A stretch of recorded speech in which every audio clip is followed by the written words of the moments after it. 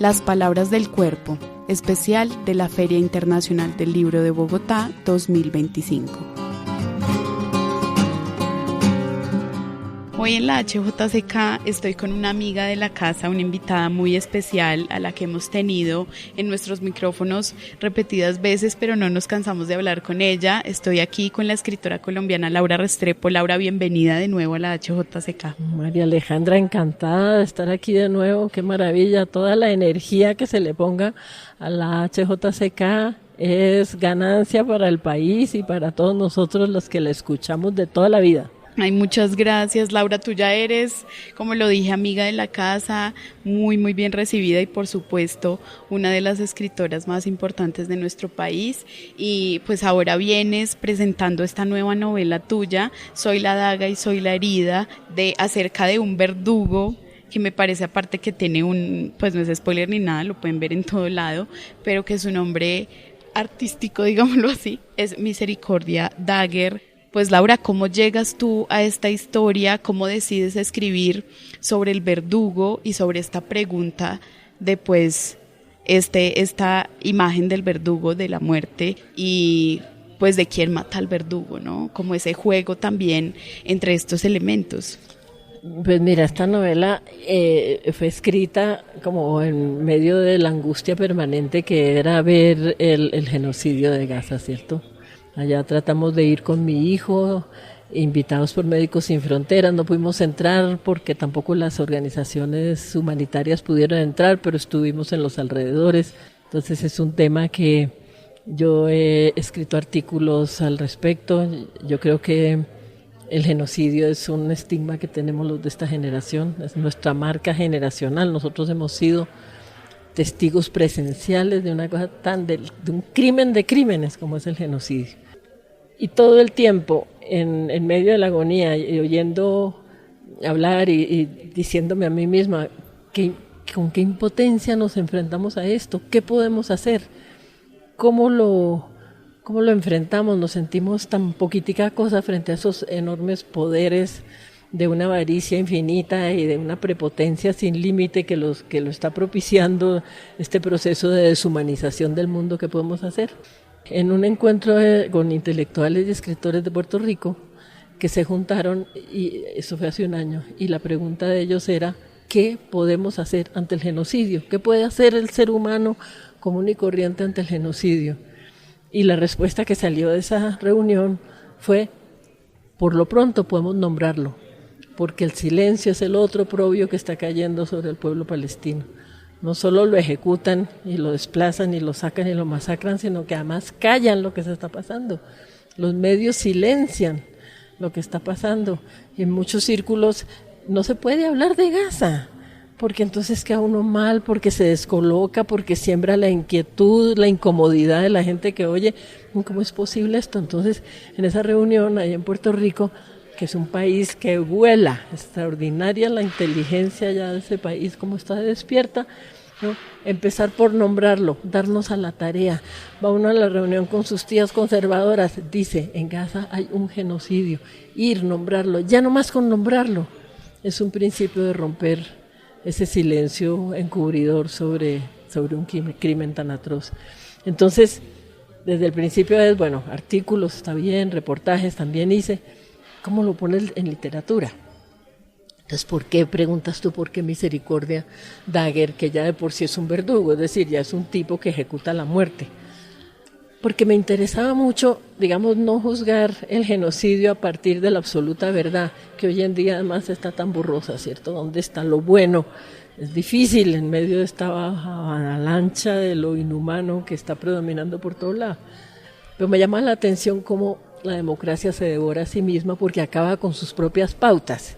Es decir, hasta hace poco existían ciertas convenciones internacionales de qué se podía hacer y qué no se podía hacer en la guerra. Uh-huh. El genocidio estaba prohibido por los códigos de Ginebra. El genocidio era considerado un crimen que desde el holocausto judío, que fue semejante monstruosidad, no se puede cometer. Sin embargo, lo estamos cometiendo violando todas las pautas de conducta, de moral. Inclusive la guerra dentro de la democracia se suponía que tenía una cierta ética. no se pueden utilizar ciertas armas. En Vietnam se utilizó el napalm, un arma prohibida. Desde entonces la democracia misma, la democracia liberal venía repitiendo, hay armas que no se pueden utilizar. En Palestina se ha utilizado el fósforo líquido, una de las armas contra la humanidad. Se está utilizando la guerra biológica, también prohibida. Entonces la democracia se devora a sí misma. Entonces Misericordia Daguerre, ¿qué es? Es un verdugo a la vieja usanza. Dentro del horror que es su oficio, él tiene ciertas pautas de ética. Él limpia la escena del crimen, mata uno por uno, mira la cara a su víctima, le avisa lo que le va a pasar. No deja de ser un monstruo, pero es menos monstruoso que el Dios para el que trabaja, que es Abismo, que desde los cielos manda matar a diestra y siniestra y vuelve a imponer la guillotina como un método de muerte masiva. Lo que estamos viendo ahora es la muerte masiva, el exterminio de un pueblo y el exterminio del planeta, porque el genocidio va de la mano con el ecocidio. Son los dos grandes crímenes que se están llevando a cabo. Entonces, me gustaba que no era el juicio a la matanza generalizada que se cuenta en esta farsa, porque esto está contado de manera de farsa, sino desde las propias reglas de la democracia, cómo se devoran a sí mismas y se van aniquilando todas. Otra de las pautas de la guerra, paralelamente a la acción bélica tiene que haber una puerta democrática abierta para la negociación. En Ucrania no hubo ninguna, nunca hubo una negociación en Ucrania. Esperaron a que ese país estuviera derruido, enterrado, para que plantearan de la manera más arbitraria y también desde arriba la paz. Entonces, si tú quieres, te puedes hacer esa lectura de la novela, cómo la democracia se devora a sí misma e implosiona porque se traga sus propias pautas. Sí, yo creo que esta novela de Laura hace como ese juego entre la ficción y la realidad, ¿no? Como que es algo de lo que estamos viendo hoy día a día, pero pues también es algo que pues es un mundo creado, ¿no? Es un mundo ficcional.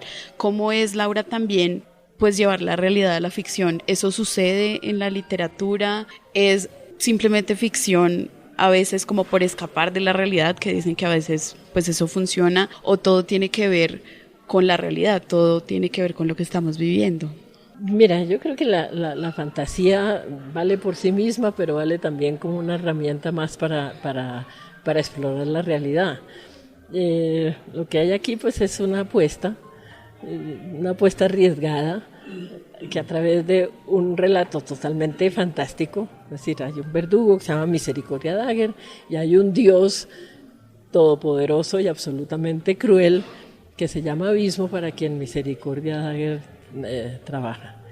Y el escenario también es irreal, toma partes de la Revolución Francesa, toma partes de otras épocas del terror y las incorpora en medio de la farsa que se cuenta acá.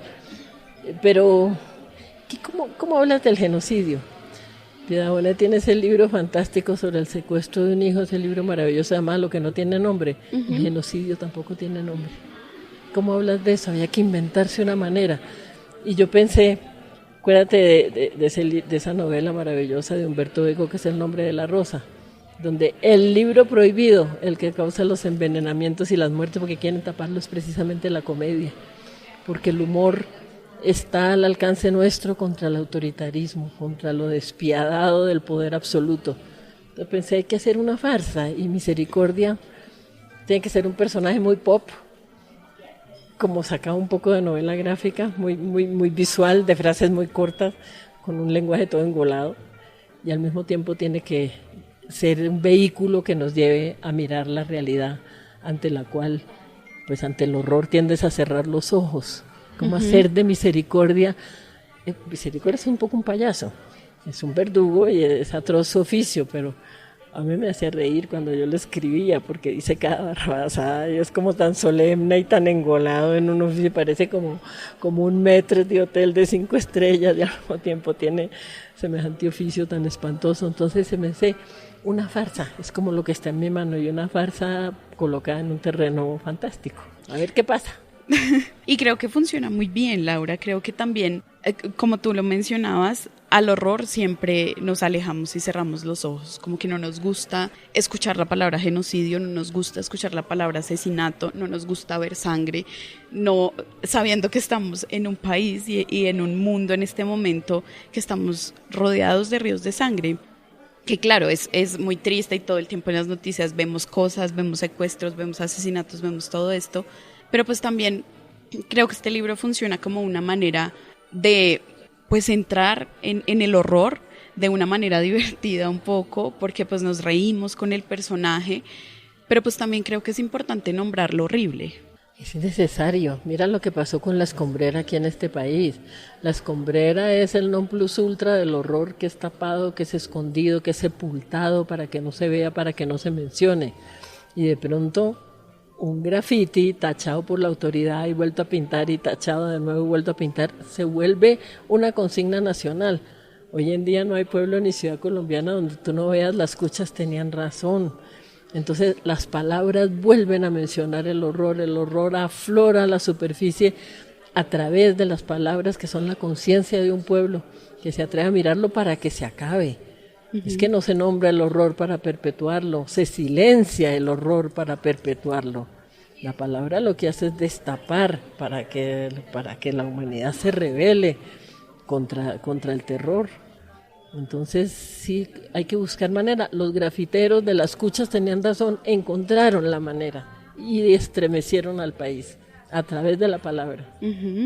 Claro, atravesaron toda la tierra con el mensaje y pues todo esto de la gente que decidió borrar los grafitis, lo que hizo fue pues nombrar de nuevo ese dolor de las madres buscando a sus hijos, lo mismo que ha sucedido con las madres de Soacha buscando a los desaparecidos y pues a los mal llamados falsos positivos.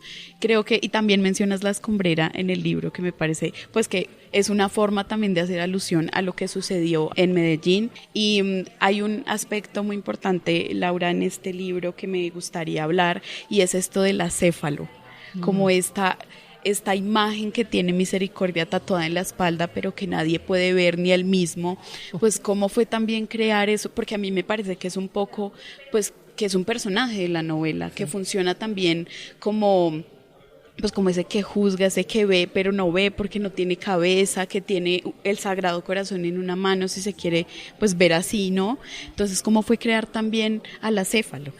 Mira, porque, bueno, yo es que soy como gallina para lo de los tatuajes, pero yo me quiero tatuar el acéfalo porque me parece un símbolo muy poderoso.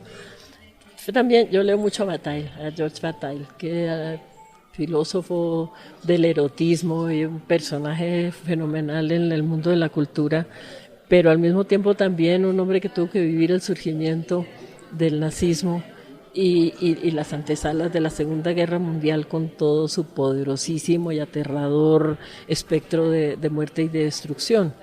Entonces Bataille se junta con otros surrealistas en los años 30 del siglo pasado, Masson, que es quien dibuja la figura del acéfalo, es un grabado de Masson, Calvao, otra serie de amigos suyos, para crear un símbolo que represente la resistencia frente al horror de la guerra. Y entonces hacen el acéfalo. ¿El acéfalo qué es? Es una caricatura del hombre de Vitruvio. El hombre de Vitruvio es ese hombre desnudo con los brazos y las piernas extendidos que pintó Leonardo, que está metido entre un círculo y el círculo entre un cuadrado, porque Leonardo quería representar el non plus ultra de la armonía del hombre tal como lo entendía el Renacimiento y de tal como lo vino entendiendo desde entonces la cultura occidental. La armonía, el absoluto equilibrio, la proporción entre todos sus miembros. Entonces, el acéfalo también es un hombre desnudo con los brazos y las piernas extendidos como el hombre de Vitruvio, pero no tiene cabeza. Lo decapitaron los surrealistas. ¿Por qué? Porque ellos, de hecho todo el movimiento surrealista va contra la razón, porque ellos lo que dicen, a lo que ha llevado la razón occidental es al horror. El horror de la guerra es el producto de la razón occidental. Vamos a movernos y ahí empatamos mucho con la muy acertada consigna de esta feria del libro de Estafil, que es lleguemos a la realidad a través del cuerpo, el conocimiento a través del cuerpo. El acéfalo es el cuerpo diciéndote las verdades. Tiene un corazón en llamas en una mano, tiene un puñal en la otra, tiene un laberinto en las entrañas, tiene una calavera en el sexo. Es el cuerpo gritando contra los horrores de la guerra y contra los horrores que ha producido el poder, que la cabeza también es el poder, la cabeza es símbolo del poder. Entonces ellos decapitan al acéfalo. De ahí que Misericordia Dagger tenga el acéfalo tatuado en la espalda. Ahora, también para el propio Bataille fue un símbolo, digamos, con una pluralidad de sentidos. Los símbolos son ricos cuando no tienen un solo sentido, porque entonces se vuelve elemental y pierde poder. Tiene que tener su misterio y tiene que evocar muchas cosas al tiempo, inclusive cosas contradictorias entre sí. Uh-huh. Entonces, sí, la presencia del acéfalo es muy importante, como algún llamado de resistencia, que no sabe uno si es en el terreno sexual, si es en el terreno político, si es en el terreno militar o en todo eso junto. Por eso el propio Misericordia no lo puede ver. Uh-huh. Se quita la camisa y lo expone a la luz de la luna y siente que el tatuaje le quema, pero él no sabe exactamente qué es porque se lo tatuaron en la espalda y él nunca lo ha visto. Y que le dicen como que nunca lo vea, ¿no? Y que no se lo muestre a nadie, como eso también de tenerlo oculto. Sí. Es que fíjate que el acéfalo, de todas maneras, Bataille y sus amigos hicieron una secta, la secta del acéfalo, que hacían algún tipo de rituales. Nunca se supo qué era, primero porque no contaron y segundo porque de pronto ni siquiera los hicieron, era más como la idea de la sociedad secreta.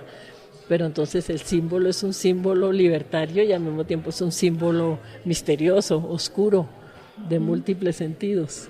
Hay algo que mencionaste ahorita en esta respuesta, Laura, y es pues el cuerpo como también pues este elemento dentro de la guerra, ¿no? El cuerpo pues es víctima de la guerra, sin embargo también pues es el victimario de la guerra. O sea, el portar un arma es la capacidad de tener un poder sobre la vida de otras personas. Sin embargo, pues también el cuerpo es pues al que se le mutila, al que se le quita, al que se hiere, al que se lastima, al que se viola. Entonces, ¿cómo es también esa, pues hablando del tema de la Feria del Libro y las palabras del cuerpo, y que tú has escrito sobre el cuerpo repetidas veces, pues porque siento que es un tema también transversal en la literatura, pues cómo es sobreescribir el cuerpo dentro de la guerra? Sí, tienes toda la razón, eso está bien planteado, María Alejandra, y fíjate que en el portal de entrada de la Filbo hay una frase de ese gran teórico y antropólogo del cuerpo que se llama David Le Breton, que dice: leer el cuerpo es leer el mundo. Entonces, y en un poco también es retomar el credo surrealista, ¿cierto? Que es en el medioevo el cuerpo era sagrado porque era parte de una totalidad. No se podía tocar el cuerpo. Bueno, eso llevaba horrores, como que la Inquisición no se podía derramar sangre, entonces la Inquisición quemaba para no derramar sangre. En fin, el ser humano es terriblemente complejo y una mezcla de bien y mal, pero de todas maneras el cuerpo se lo consideraba sagrado. La modernidad desacraliza el cuerpo. Nosotros no somos nuestro cuerpo, nosotros somos nuestra cabeza, lo que pensamos. El rostro se vuelve el símbolo nuestro, el cuerpo es como una cosa que no significa nada. O todo lo contrario, que es la tendencia contraria. Entonces el fitness, el estar delgado, el estar en forma. Entonces yo soy mi delgadez, yo no soy lo que pienso que no importa, yo soy mi cuerpo delgado. En medio de esos dos extremos, o la negación del cuerpo o la exaltación del cuerpo en detrimento del desarrollo cerebral, pues cómo encontramos una manera de leer ese cuerpo que, como tú dices, es el agredido y al mismo tiempo es el agresor.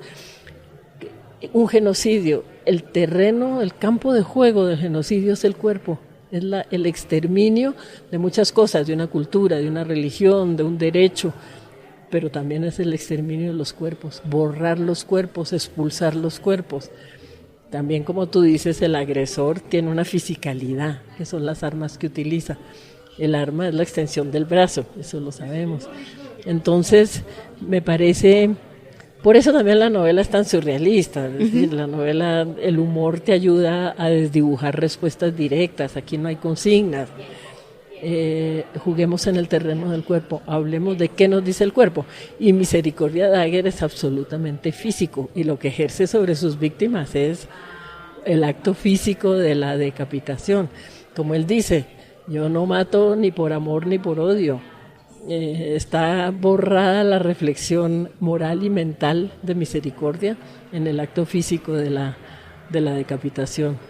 Me parece importante hablar acerca de tu novela, Laura, y es este primer encuentro de Misericordia con el dios Abismo, ¿no? El dios se presenta como una mujer totalmente desinhibida al baile, como al goce, podríamos decirlo así, desnuda de la cintura para abajo. Pues cómo es eso también de escribir un dios que puede ser completamente atroz y pues cruel con las personas que él cree que deberían morir, y presentarlo en primera instancia pues como una mujer llevada por el placer y como esta idea de que las mujeres somos, que pues como esto de Eva mordiendo la manzana, de nosotras cometiendo el pecado original, bueno, todo esto que nos han implantado también. Pues cómo fue escribir a un dios como Abismo. Claro, de alguna manera tú puedes pensar, está tocando, hay cosas del feminismo mostrando negativa a la mujer desnuda, pero es que Abismo también se presenta como cisne. Tiene unas apariciones que así me hacían reír porque era aparatosa, un cisne con una capa de plumas negras emitiendo unos graznidos para cantar pues la destrucción. O sea, Abismo es muy payaso. Yo me reí mucho haciendo Abismo porque yo pensaba en Trump y pensaba en Netanyahu ordenando la muerte desde las alturas y disfrazados ahí de payasos nefastos y pintado de anaranjado el condenado del Trump. Entonces, pues Abismo asume muchas formas. Y me gustaba esa mujer porque no solamente es la mujer desnuda, sino es la mujer que danza en la hoguera. O sea, hay de todas maneras algo sagrado en esa figura. Pero me encantaban los comentarios de Misericordia con Abismo, que cuando se le presenta Abismo y se oscurece la noche y se arrebatan las aguas, aparece el cisne y Misericordia le dice, tú eres el cisne que muere en cruz. Sí, me parece que también, o sea, la novela funciona muy bien con este tema del humor, como que uno se ríe todo el tiempo de lo que le está diciendo y de lo que le está pasando. Y hay una cosa que me gustó mucho de la novela, Laura, y es este tema del nombramiento de los objetos. Misericordia le tiene nombre a su hacha, le tiene nombre a su daga, que es como la rematada ahí para asegurar que sus víctimas ya estén, mejor dicho. Entonces, ¿cómo es eso también de nombrar los objetos? En la literatura sucede mucho, pero ¿cómo es eso también de nombrar el elemento con el que se ejerce la muerte? Mira, en medio de toda la maldad, por supuesto, de Misericordia Dagger, que es un verdugo, no podía ser peor su oficio. De todas maneras, él sigue moviéndose en la concepción de que el sacrificio es algo sagrado. Entonces, él le tiene nombre a su daga, él le tiene nombre a su hacha. Tiene como un respeto, los limpia con el mejor aceite que se consigue en el mercado, porque él quiere que el acto sea impoluto. Entonces, de alguna manera, para él, el hecho del sacrificio sigue teniendo un carácter sagrado, cosa que se contrapone la daga de Misericordia con lo que son los bombardeos aéreos, donde ni las víctimas se ven, ni el victimario sabe.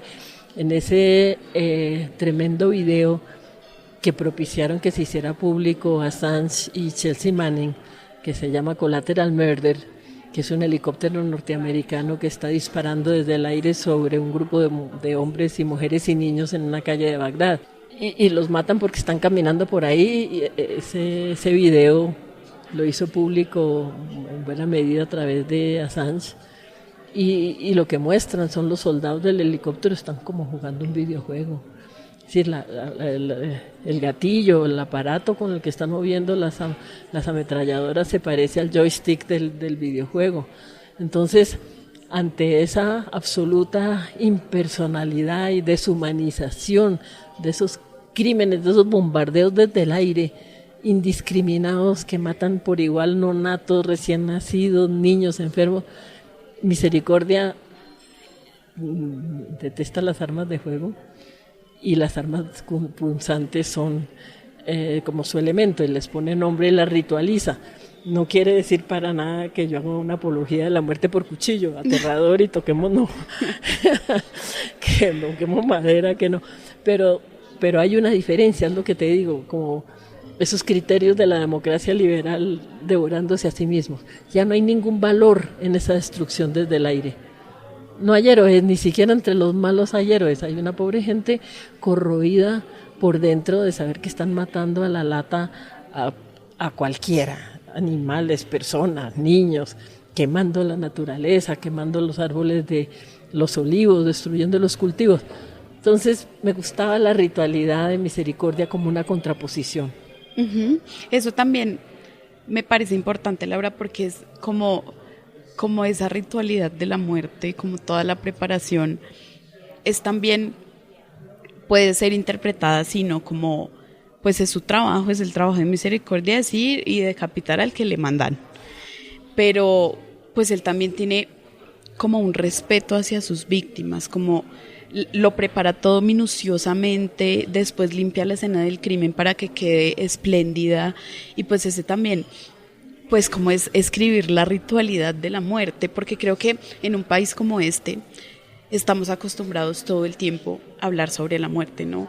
Como a escuchar sobre la muerte, de que desaparece gente, matan mujeres trans, asesinan mujeres, violan mujeres, y ya nos parece como un discurso repetitivo. Sí, pero creo que pues también es fundamental hablar sobre la muerte, pues como un elemento en la literatura, ¿no? Sí, y como un elemento sagrado, devolver el carácter sagrado de la muerte, de la vida por supuesto, pero también de la muerte. Mira, es que si Misericordia no fuera un tipo tan ritual, porque todo el libro va encaminado hacia la rebelión de Misericordia contra Abismo, es decir, no es la exaltación de Misericordia, uh-huh. El libro va a la rebelión de Misericordia contra Abismo, pero si él no fuera un ritualista, no se podría revelar, porque él no se revela por compasión con las víctimas, él es un hombre amoral, él no tiene compasión por nadie, él le da lo mismo, pero le han roto la sacralidad de su oficio y por eso se revela, pues por amor, pero no quiere ejercer un trabajo sucio, no quiere. Acabas de mencionar de lo que me gustaría hablar ahora, y es lo que le cambia completamente el mundo a Misericordia, y es enamorarse de una mujer, de una adolescente, ¿no? Y que es justamente, no es spoiler ni nada, porque si ustedes leen la contraportada ahí está, pues es la nieta de su próxima víctima. O sea, eso es romperle completamente el esquema que él tiene, pues de su diario de vivir como verdugo. Pues el amor puede ser un condicional también para la muerte, puede atravesarnos para no ejercer más muerte, que es como lo que le sucede un poco a Misericordia, y pues como el amor también es un elemento fundamental en la literatura. Claro, es que fíjate que de todas maneras Misericordia, pese a ser absolutamente escéptico y amoral y no dejar colar sentimentalismos por ningún lado en su esquema, se le cuelan por dos lados. La nieta de la víctima, porque es una niña enferma. Hubiera sido una nadadora sana, pero esta es una nadadora que ya no puede nadar porque se enfermó. La niña enferma suscita a él como un resquemor. Y se fascina por esa niña y de alguna manera siente la responsabilidad, tiene que protegerla. Y por otro lado también su corazón sucumbe ante el hecho del discípulo, que es el príncipe Sangre, a quien él está entrenando para que retome el oficio y sea su sucesor, uh-huh. Y herede su daga y tal. Por esos dos lados el esquema de indiferencia, de Misericordia se rompe. Él se enamora de la niña, un enamoramiento que también es abstracto porque no tiene carnalidad, digamos, ¿cierto? Sí. Eso no se lo podría permitir Misericordia, es pura fascinación. Y al mismo tiempo como una especie de espíritu paternal que le surge frente a este otro terror que es el príncipe Sangre, que es su discípulo, ¿no? El joven sicario.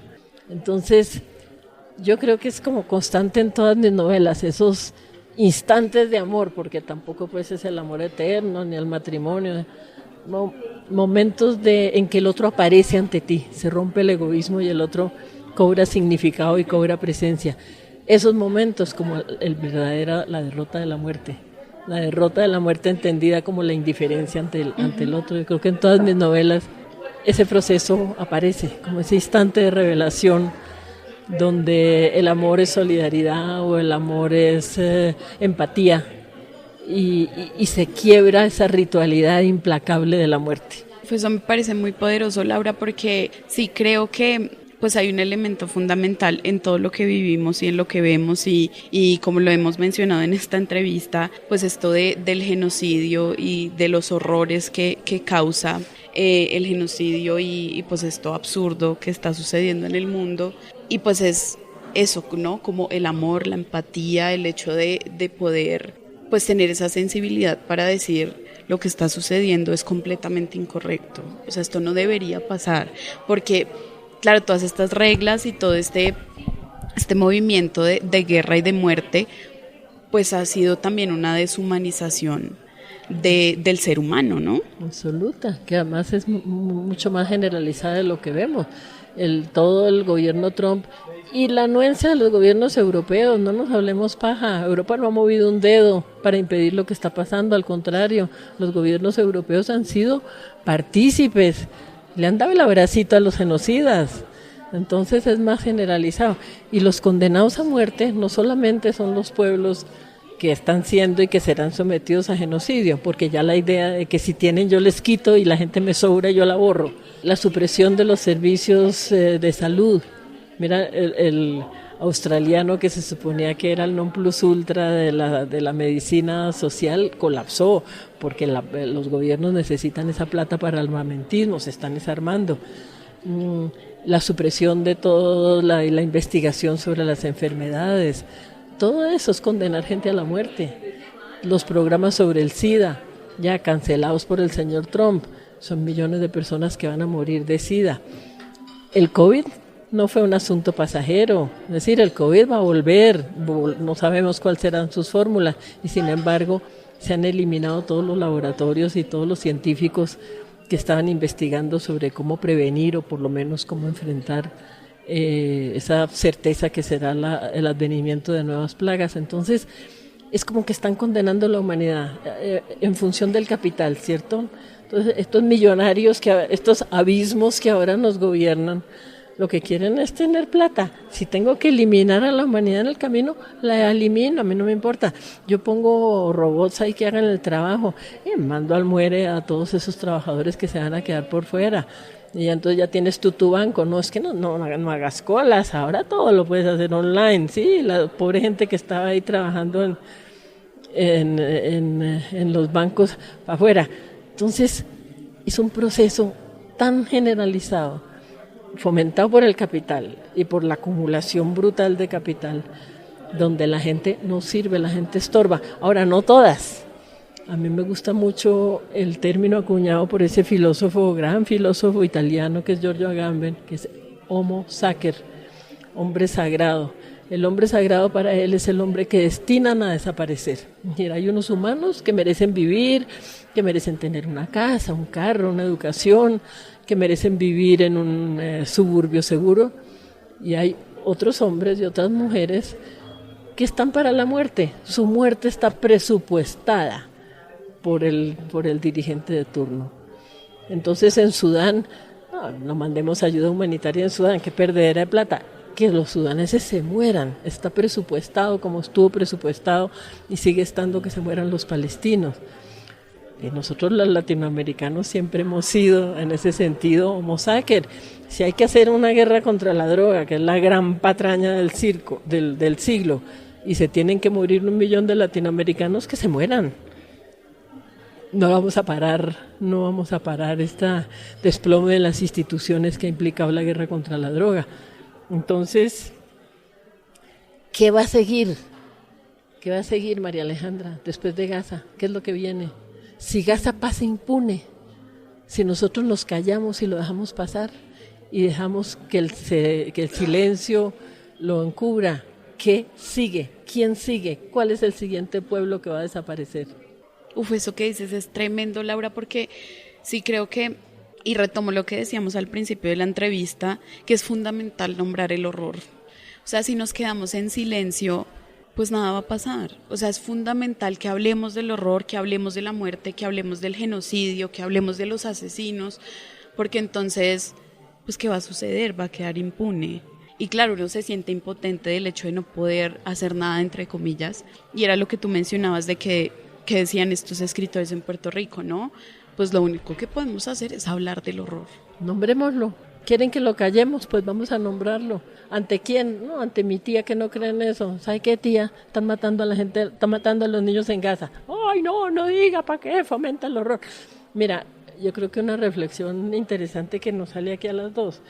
Lo que fomenta el terror no es nombrarlo, es callarlo. No es, ¿para qué escribe eso tan horrendo con eso? Es una apología del terror. No, la apología del terror es el silencio.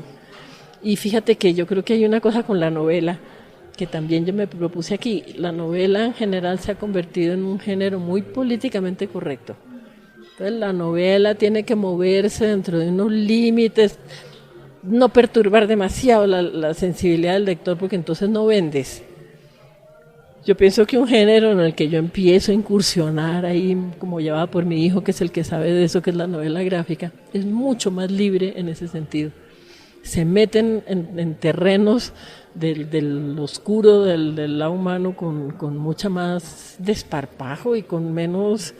es que es un pudor que en últimas es utilitario. ¿Por qué no cuento yo nada terrible en mi novela? Uy, porque va a perder público a la lata. No, se van a aterrorizar y no me van a leer. Hay que romper eso, que la novela decimonónica era un paseo ni el tremendo por todas las esferas del mal. Uh-huh. Se metían y se salían y volvían a ir a lo sublime y a lo sagrado y a la belleza y ¡bum! Otra vez se sumergían en unos abismos y por eso fue novelas como los grandes rusos, los grandes franceses, un reflejo tan poderoso de lo que era la humanidad y lo que era el mundo. Y ahora nos hemos vuelto de un cuidadoso. No, la carátula pues yo le puse esa carátula tremenda que además yo misma la pinté. Porque ¡qué maravilla, Laura! Bueno, es copiada de un viejo grabado, pero le puse todas estas letricas ininteligibles para que el lector diga, ¿qué diablos me van a contar acá? Pero creo que eso también es bueno, o sea, yo creo que explorar el horror es importante y de una u otra forma sí siento que lo que tú dices, que hay como un pudor de hablar del terror y de esto, pero también me parece que hay como una corriente de escritoras latinoamericanas que lo han hecho, hablando pues de Mariana Enríquez, por ejemplo, de María Fernanda Ampuero, que escriben terror latinoamericano y terror social, por ejemplo, Agustina Basterrica con su Cadáver Exquisito y Las Indignas. Entonces, y pues creo que también es la posición de nosotras como mujeres al escribir sobre el horror, ¿no? Porque los hombres han escrito sobre el horror, por supuesto. O sea, como que la literatura de terror tenemos a Stephen King, por ejemplo, a Lovecraft, a Poe. Pero creo que las mujeres latinoamericanas también se han parado en un momento de decir como sí, el terror existe, y el horror, y la sangre, y el asesinato, pero está atravesado por la guerra, por el maltrato hacia la mujer, por pues como lo que nos sucede en Latinoamérica, ¿no? Como está atravesado por los problemas sociales que vemos en América Latina.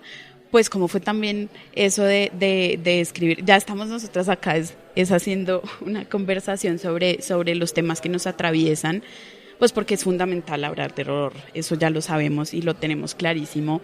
Entonces, pues Laura, yo estoy súper contenta de hablar contigo de nuevo. Yo también. Me siento muy, muy feliz. Tú sabes que la HJCK es tu casa. Y me encanta lo que dices, que ha habido una vanguardia femenina en que tienen que mencionar el horror que se ejerce sobre la mujer, sobre el cuerpo y la mente de la mujer.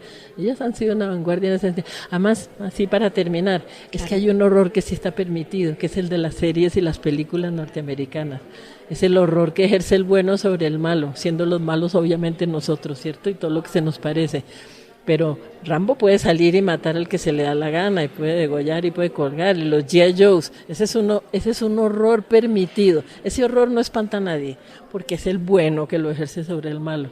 Pero hay de que sea desde el otro lado que se menciona el terror. Uy, no te la va a leer nadie, eso no se les va a parecer espantoso. Pues sí, es espantoso, y por eso mismo hay que mencionarlo, y hay que mencionarlo con un lenguaje lo más pulido posible y con una forma lo más poética posible para que se pueda digerir. Uh-huh. No, Laura, a mí este tema del mal y del terror me apasiona mucho, me gusta mucho leer terror y pues creo que esta es una oportunidad para que nuestros oyentes y la gente lea tu novela sin miedo. o sea, sin miedo a decir como, ay no, van a hablar de sangre, van a hablar de decapitados, van a hablar de un Dios todopoderoso malvado, pues eso también hay que decirlo y también hay que leerlo. Entonces, Laura, me gustaría seguir hablando. No, estamos aquí más divertidos. Totalmente. Estoy encantada hablando contigo. Ay, yo también me siento súper contenta. Entonces, para todos los oyentes, ya la novela de Laura está en todo lado. Léanla, que es completamente necesario hablar del horror, como lo hemos hecho en esta conversación, y pues más narrado por la mano de Laura. Y Laura, muchísimas gracias. A ti, María Alejandra, encantada, y que viva la HJCK y que viva muchos años y muchas décadas más. Muchas gracias. Este año estamos cumpliendo 75 años. Ay, qué maravilla. La verdad que es un patrimonio cultural de los maravillosos que tenemos los colombianos. Muchas gracias.